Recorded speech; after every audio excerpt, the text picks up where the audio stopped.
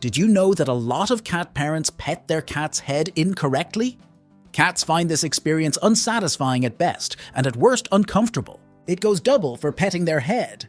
And if constantly done incorrectly, it can seriously damage the bond between you and your cat. So if you love stroking your cat's head, because what cat parent doesn't, make sure you never make these 7 common mistakes. Mistake number 1. The first mistake that many people make when it comes to petting cats, especially if they're encountering a new cat for the first time, is to reach out their hand to touch their head. But wait, we hear you say. I thought that you were supposed to pet your cat on their head. That you are. The issue isn't where you're choosing to pet your cat, but how. Most cats would love a good head scratch. But if the human offering it doesn't show proper manners, then things can go downhill fast. Think about how you'd feel if you were introduced to a new coworker for the first time, and they reached out and grabbed your hand before you could offer it for them to shake. You'd be weirded out, right? A handshake is a polite gesture when one person holds out their hand to offer and the other person accepts by taking it. It's not about the handshake itself, it's about having the opportunity to say yes or no. Well, the same is true for petting a cat.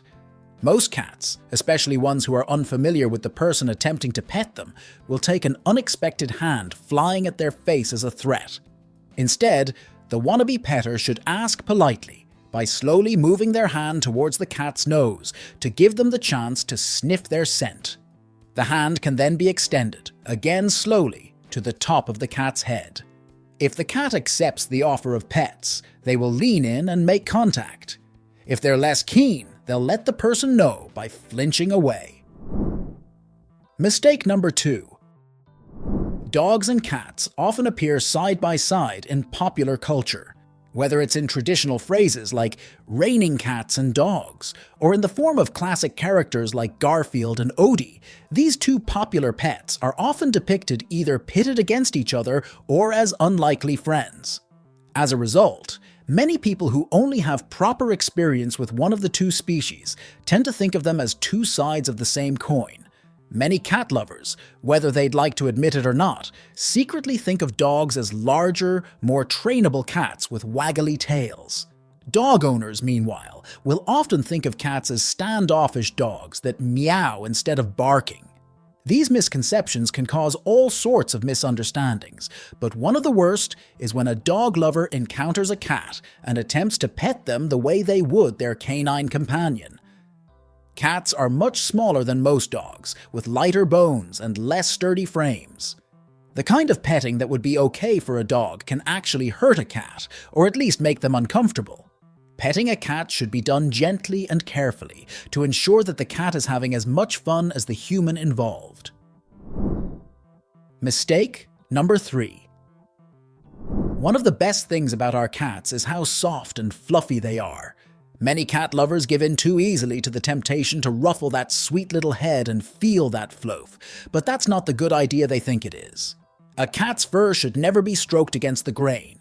This can cause them discomfort and will force your kitty to spend time afterwards smoothing their fur down again. How would you like it if someone randomly mussed up your hair every time they felt like showing you affection? Instead, you should always pet your cat in the direction that their fur naturally grows, which means that when you start from the top of the head, you should be stroking them in the direction of their back and tail rather than towards their nose. Mistake number 4. Most cats love being petted on their heads, but that doesn't mean that they enjoy being petted on just any part of their head. They have strict preferences, and with a lot of cats being pet in the wrong place will result in the offending human getting scratched. When petting a cat on the head, a human should restrict themselves mostly to the top of the head and the base of the ears. The ears themselves should not be touched, and most cats will make that very clear by flicking their ears away if anyone gets too close. The area around the eyes and the bridge of the nose are other places to stay away from. The most important area to avoid, however, is the whiskers, which are found on the forehead and cheeks. These long, ultra-sensitive hairs are your cat's tool of choice when it comes to sensing the world around them. They're so sensitive, in fact, that they can even pick up on changes in the air currents around your cat's body. If something as big and clumsy as a human finger touches them, therefore, it can cause the cat to go into sensory overload extremely quickly. It can even cause them pain. Mistake number 5. One of the most common complaints that non-cat lovers like to make about our furry friends is that cats will scratch while you're petting them for no reason. In reality, of course, there is usually a pretty good reason, and a cat that has been moved to scratch will typically have been giving off signs of annoyance long before things got to that point. Humans just have trouble picking up on them. The most blatant sign of feline distress to look for is a twitching tail. Cats use their tails to express their emotions. If a tail is moving, then that's a sign that the cat is experiencing stress or annoyance.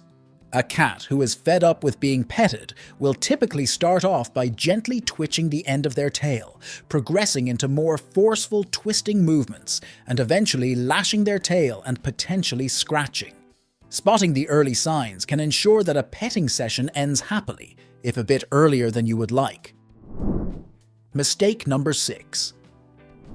As we mentioned at the beginning, cats groom themselves and each other by licking their fur.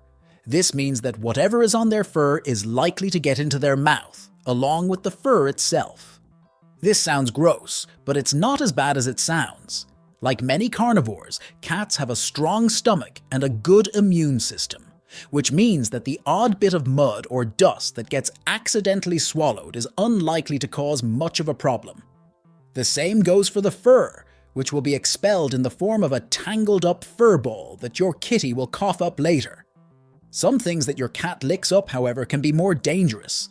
Certain types of flowers, such as lilies and tulips, can be deadly if ingested by your cat, even in small amounts. Common kitchen cupboard staples such as coffee and chocolate can also cause problems, ranging in severity from stomach upsets to heart palpitations to seizures.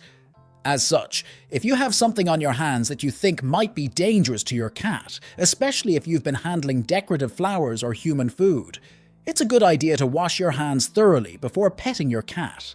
This ensures that the next time they decide to have a bath, they won't accidentally lick up anything that turns out to be bad for them. Mistake number 7. Cats look adorable whatever they're doing, but there are times when it's okay for their human family members to give in to the cuteness, and times when they probably shouldn't. Mealtime is one of those latter times. Although a house cat shouldn't have to worry about where their next meal is coming from, old instincts die hard. In the wild, another animal sneaking up on your kitty while they're chowing down on food could mean that their supper was at risk of being stolen. Or worse, that they were about to become some other animal's supper. As such, your kitty won't appreciate being petted during their mealtime, and if you do it often enough, they may even start avoiding their food bowl altogether. Instead, save the pets for after dinner, when they'll surely appreciate them more. If you want to learn why your cat deserves the best of the best, check out this video on shocking things your cat does for you every day that most cat parents never notice.